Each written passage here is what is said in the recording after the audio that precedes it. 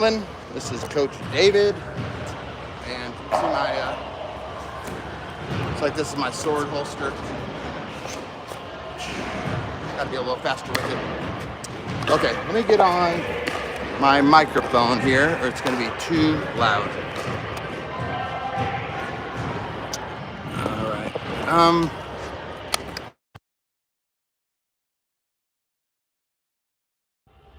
I got green.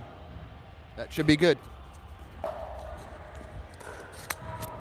Okay, so I did hurt my knee. I was gonna play in the PPA Masters, but I kind of tweaked it on a Sunday playing in an employee event, and then just walking to an Olive Garden, stepping up over a curb, it just went out. So I had to withdraw from PPA Masters. I hear you. All right. Thank you. I appreciate that. That helps a lot. Okay. Good. So my audio is good. So let's have some fun. So I think I can't do the fire hands right now because it does torque my knee. So I'm working on hitting the drive out in front of myself. So let's work on that. It's actually going really well. I can barely walk, but I still got to practice. I'm going to see a doctor on Monday. Doc Martin, Dr. Andrew Martin. So he's my orthopedic surgeon. And then we might have some surgery, who knows? But let's see.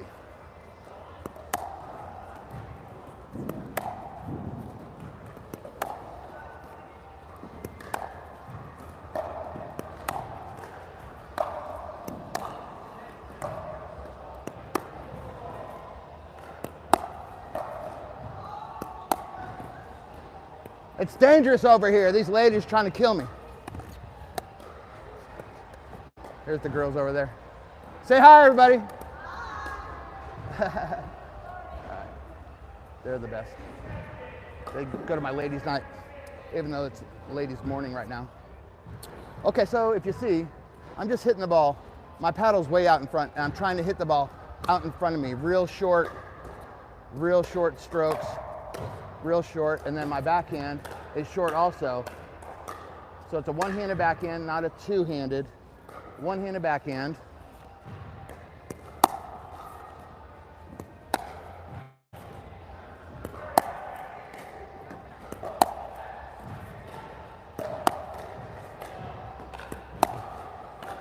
As you can see, oops, it's got a lot of cut in it. I can hit it flat, geez. So it's a work in progress. I think I've tried it a long time ago, but switched to two-handed backhand. But the two-handed backhand and two-handed forehand, which I've been working on, I think really put a lot of stress on my knee.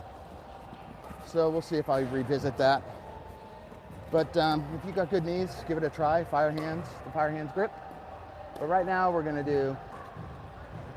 doing this one-handed.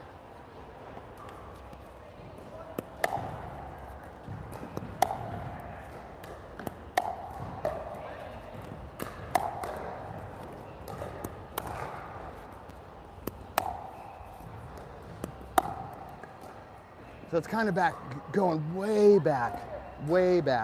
Remember where I used to serve with my right foot in front? Right? And everybody would write in my comments, why are you doing that? That's so stupid. But it's because my left hip way back when hurt so bad. Why is your index finger on the paddle? That's a good question. So this is pickleball, not tennis, so I don't do a continental grip. I have tried to do a continental grip, but I get such bad tennis elbow that I can't physically do it. So if I hold it in a ping pong grip, it takes all the stress off my elbow and I can play just fine. So I lose a little bit of length, but it's a long paddle anyway, a little bit of length, a little bit of power, but what I gain in control with this, especially my backhand punch, you know, that's kind of my reputation, is don't attack David, because I'm just sit here like this is my shield and I'm gonna block it and punch it by you, instead of having a continental and then trying to manipulate it. So that's why I do the ping pong grip. It works for me, it's not for everybody. If you can do the continental grip, I would do it. But a lot of people are so weak with it. Interesting, did you always do that? Yes. You can go back to like my very first few videos and I was doing ping pong grip. And then as you watch, but I have thousands of videos. As you watch some, you'll see me in a continental trying it because I really wanted to do it, but within a week, this is so painful I couldn't even play. So I've accepted my fate. I'm gonna do in the ping pong grip, and I feel I have made it work for me.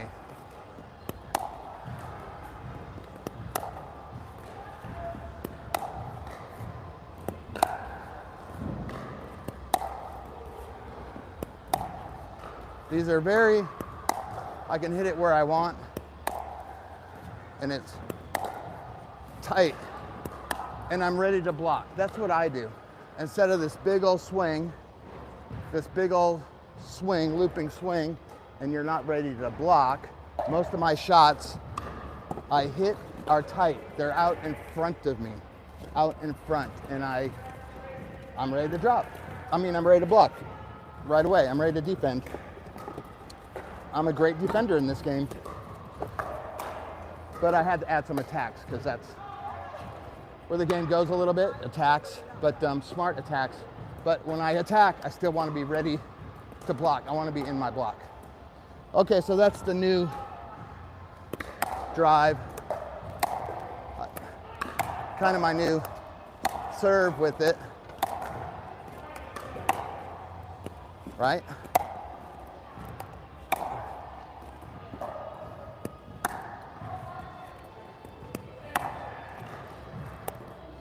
Right foot forward.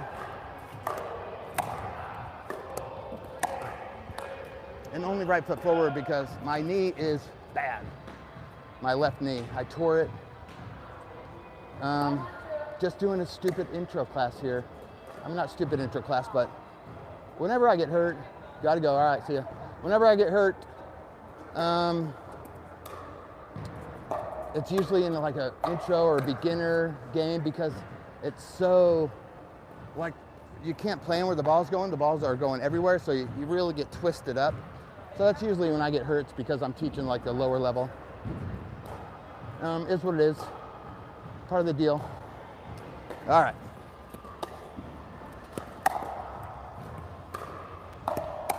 So I can't really turn. I gotta hit stuff out in front of me. But I feel I'm pretty accurate with it. And then if it looks the same, I can do the drive or I can do a drop. Okay? I do have an intro class coming up in 20 minutes. All right, but I want to get some practice in and get some live training in. All right, let's do some drops. So I'm gonna move you guys over here. I have multiple kinds of drops, but topspin drop I'm working on. My safety drop is my bread and butter though, the safety drop. Okay. So when I drop, I usually drop to my number 4 here. I'm holding it with my ping pong grip, but you can do continental, okay? Whatever you want. I do my two-handed backhand. So my paddle's in this holster here, right? Paddles in the holster real light and loose, finger on top. And then I come in and you either grab the continental grip or I just call it a double ping pong. Now it sits in this perfect angle. I call that Coach David's magic angle. And why do I almost drop always backhand? It's because it's a shorter lever. I got a real short lever here, real tight, and it just already sits in this angle. So all I have to do is squat and lift, squat, squat and lift, squat and lift. I'm just moving my shoulders. I don't have to manipulate my wrists. Now when you do a four-handed drop, look at this. I mean, look at that. It's super long. So, plus this angle can constantly change because it's not locked in to Coach David's magic angle, right? So that lever is just too long. It's a super long lever, and this angle can wobble around. So I try to do almost everything, because look at the range I can get. Two-handed backhand drop, right? Two-handed backhand drop. Now I can add some wrist into it, and I will let my hand go off and do a slice every once in a while. But for the most part, my safety drop is just squat and lift. I just want it high, up over the net, let it bounce, and mine just, they don't bounce too high enough to attack. So let's look at that a little bit. So if I'm gonna drop from mid-court, I'm just squatting and lifting. Squatting and lifting. See, I don't have any wrist manipulation. I don't need it. Sometimes I do it straight out in front of me, squat and lift, and I'm going to one of my two targets. I'm just going to the number 4 there, which is that person's backhand, because it's 90% are righty-righty. I can always adjust if it's a lefty and go here if I want, right? So that's my safety drop. I hit it all out in front of me with Coach David's magic angle. Now, a lot of times if I want a little more power into it, I will offset my feet. I will stagger my feet. And these are just perfectly in that corner. Perfectly in that corner. Just so simple, nothing to go wrong. I got lots of clearance on that net. Lots of clearance on the net. All right, we're almost done with 100 balls. All right. Now if I want, I'll slice.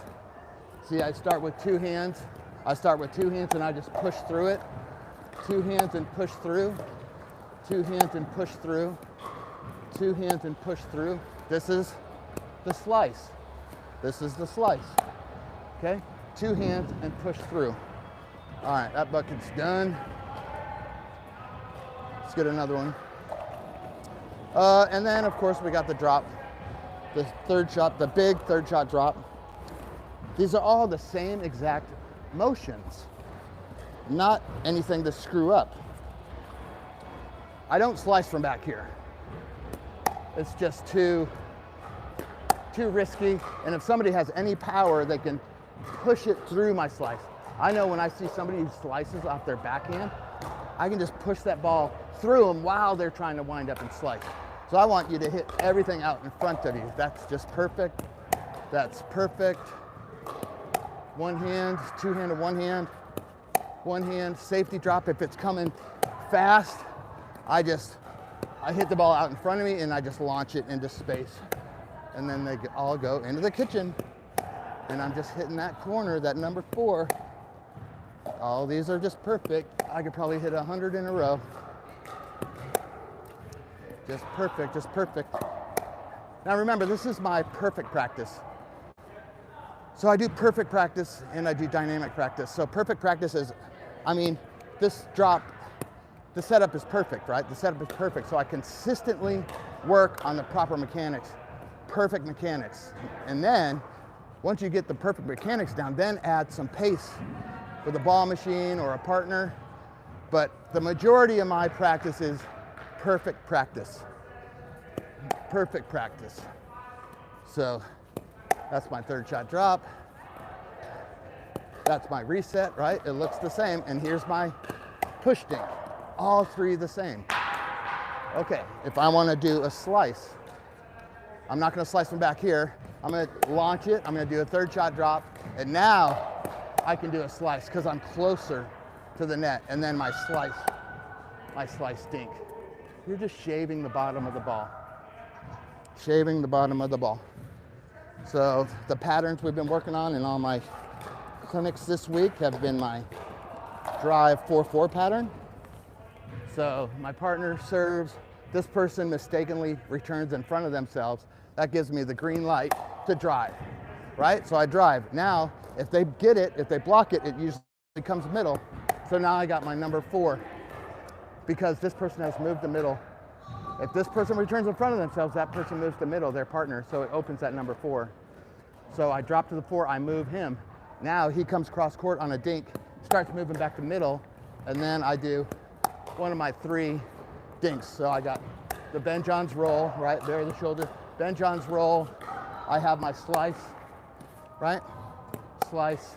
And then I have my push dink. So I can push this down to the 2-3. I can push this over to the 4, right? Plenty of clearance on that net. I do not need it even close. I do not mess with that net. I gotta teach you guys this Ben Johns roll, man. It's freaking awesome. Okay, so that's about it. Let me hit a few. So right now I have an intro class coming. So I just teach how, about the balls, how to grip the paddle, that it is a paddle and not a racket. I teach what the kitchens are, what the lines mean. I teach why do we start in that corner? I call it Bainbridge Island corner. How to score and court positioning. And then I just let people, we play, we practice, we make faults as we practice, and it's easier to learn in real time than me trying to tell them all the faults. Okay, so I do have a roll, a top spin I'm working on. Top spin, roll dinks, roll drops, top spin, top spin, top spin, top spin. Almost missed. Okay, good. So I didn't miss a single shot there. All right, that's it. And then